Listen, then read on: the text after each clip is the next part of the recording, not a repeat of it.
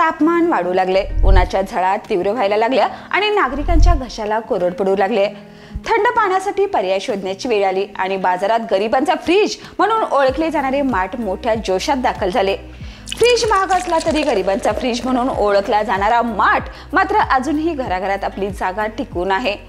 नमस्कार, मी सुरेखा आणि आपण पाहतात तारा न्यूज।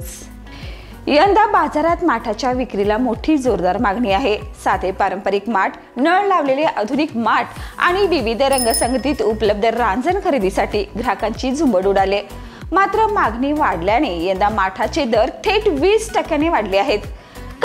आमला मालवाल्याने माल जास्त मागवलाय आणि आमच्या इथं दर जास्त कोण देत नाही जास्त आम्हाला। त्यांनी जाग्यावरच दर वाढवल्यात आणि इथं गिराक म्हणते एवढं कसं मागायला जळणाचं वगैरे मातीचं दर पण वाढलेलं आहे सगळे, तेवढा दर देत नाहीत।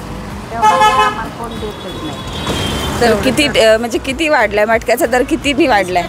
20% वाढलाय। फेब्रुवारी पासून मार्च एप्रिल चालू होते 2-3 महिने असते ज्यादा मागणी। तुमचा माल तयार करायला लागला? तयार आहे की खरं गिराक एवढं नाही अजून।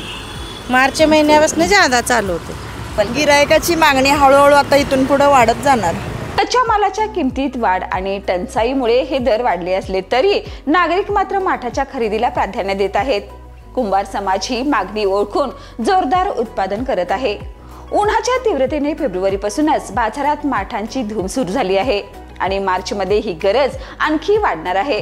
त्यामुळे कुंभार बांधव दिवस रात्र मेहनत घेऊन माठ तयार करत आहेत।